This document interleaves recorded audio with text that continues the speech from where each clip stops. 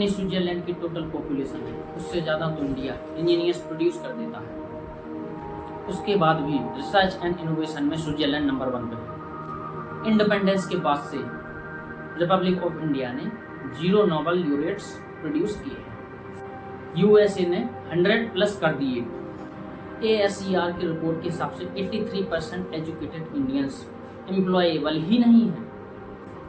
और ये जो सुंदर पिचाई और सत्या नडेला की जो हम बात करते हैं, इन्होंने भी आगे चलकर अपनी सारी एजुकेशन बाहर चलकर ही करी है। और ये जो सारी बातें जो मैं बोल रहा हूँ ना, उसका रूट कॉज फाइंड करने के लिए हमको थोड़ा सा पीछे जाना होगा। जब ब्रिटिशर्स हम पे रूल कर रहे थे तो ईस्ट इंडिया कंपनी के सामने 2 मेजर चैलेंजेस थे। एक कम्युनिकेशन विद इंडियंस और दूसरा वर्कर्स और क्लर्क की बहुत ज़रूरत थी उन्हें।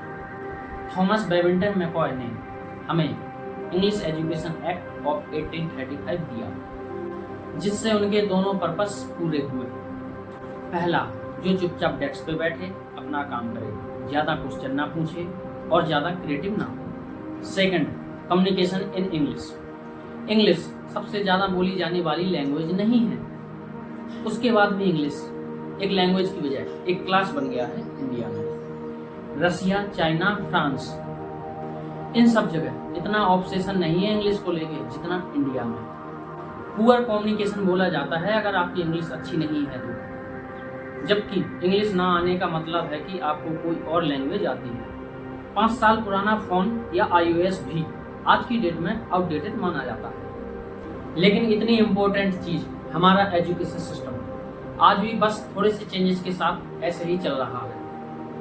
हमारे एजुकेशन सिस्टम में रटने का सिस्टम होता है, जो जितना रट लेता है उसके उतने ही ज़्यादा मार्क्स आ जाते हैं। अब 95% जिसके संस्कृत में आए हैं वो भी संस्कृत नहीं बोल पा रहा है। और बेसिक हिस्ट्री होने की बजाय इतनी मोटी मोटी किताबें हिस्ट्री की जिनका कोई मतलब नहीं। अगर आज की डेट में आपको कुछ पता करना हो आप गूगल से पता कर लेंगे, उसके लिए आपको याद करने की जरूरत नहीं है इतना कुछ। और ये गवर्नमेंट स्कूल में हर क्लास में इंग्लिश का सब्जेक्ट है।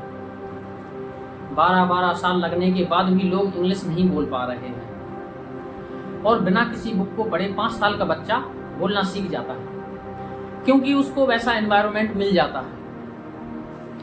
a+b का whole square equal to a² + b² + 2ab। इसका रियल लाइफ में क्या यूज है किसी को नहीं पता। ना प्रिंसिपल, ना टीचर, ना बच्चे, बस पढ़ाए चले जाते हैं। हो सकता हो इसका कुछ मतलब हो, लेकिन आप ट्राई करके देख लेना, किसी को नहीं पता। हाँ, 2ab की जगह आपने 3ab बोल दिया तो 4 लोग हंसने वाले मिल जाएंगे आपके ऊपर।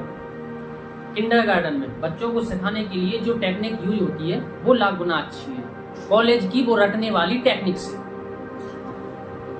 और जिन बच्चों के बहुत ज्यादा नंबर आते हैं जो वो छुपा छुपा के एग्जाम में लिखते हैं, आप देखेंगे कि जब वो रियल लाइफ में जाते हैं तो ज्यादातर क्रम्बल करते हैं। हर किसी को सेम सिलेबस और सेम चीज सिखाई जाती है बिना उसकी कैपेबिलिटी देखे। और क्रिएटिविटी का तो दूर दूर तक कोई मतलब ही नहीं होता। एक लाइन से आप शेर, मछली, चीता, हाथी, सांप सबको लाइन से खड़ा कर दो और उनसे कहो पेड़ पे चढ़ो, उनको तो जिंदगी भर यही लगेगा ना कि वो किसी काम के ही नहीं है। और द्रोणाचार्य ने भी पांडवों को उनकी स्किल सेट के हिसाब से उनको चीजें सिखाई, सबको एक ही चीज नहीं सिखा दी। और हमारे एजुकेशन सिस्टम में ज्यादा ऑप्शन भी तो नहीं है। सबसे ऊपर साइंस, फिर कॉमर्स, फिर सबसे नीचे जाके कहीं नंबर आता है आर्ट्स का। आर्ट लेने वाले को तो लोग इतने हल्के में लेते हैं जैसे वो किसी काम का ही नहीं है। हाँ, माँ बाप को तो डॉक्टर या इंजीनियर ही बनाना है। कॉलेज वाले अगर एक्स्ट्रा कोर्स रख भी देते हैं तो माँ बाप एंट्री ही नहीं कराएंगे, तो वो सारा पैसा बर्बाद होगा कॉलेज का। तो ऑप्शन कहाँ से आएंगे? और बचपन से ही आपकी ट्रेनिंग स्टार्ट हो जाती है। माँ बाप, भाई बहन, रिलेटिव्स सब यही समझाते हैं अगर आपके मार्क्स नहीं आएंगे और जॉब नहीं लगी तो जिंदगी बेकार। और लाइफ की क्रिएटिविटी को आप रखते हो साइड में, और ये अच्छे मार्क्स, अच्छी जॉब पाना आपका सपना बन जाता है। अब ये सपना पूरा हो जाता है, बहुत बढ़िया। दूसरे को जलिस फील कराओगे, नीचा फील कराओगे, और इस छोटी सी उम्र में ये सपना टूट जाता है तो सेल्फ डाउट में आ जाओगे। जितना बाहर वाले नीचा नहीं समझेंगे उतना आप खुद की नज़रों में गिर जाओगे। आप किसी भी 4-5 सक्सेसफुल आदमियों के बारे में सोच के देखिए जिन्हें आप अपनी नज़रों में सक्सेसफुल मानते हो या जिनकी तरह आप लाइफ में जीना चाहते हो। मैं ये कह सकता हूँ कि वो इस एजुकेशन सिस्टम की वजह से सक्सेसफुल नहीं हुए हैं, चाहे वो जो कोई भी हो।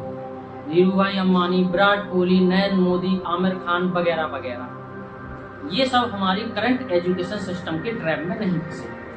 उन्होंने खुद सीखा, खुद एजुकेट हुए और खुद आगे बढ़े। किसी कंपनी के सीईओ को अगर ये कहा जाए कि आप अपनी कंपनी के सारे डिपार्टमेंट में इंटरव्यू दीजिए तो कोई गारंटी नहीं है कि वो सारे डिपार्टमेंट के इंटरव्यू निकाल लेगा, और ये भी हो सकता है कि वो आधे से ज्यादा डिपार्टमेंट के लिए क्वालिफाई ही ना करे एजुकेशन वाइज, लेकिन वो पूरी कंपनी चला सकता है। तो ये जो एक स्किल है इसके बारे में बात क्यों नहीं होती?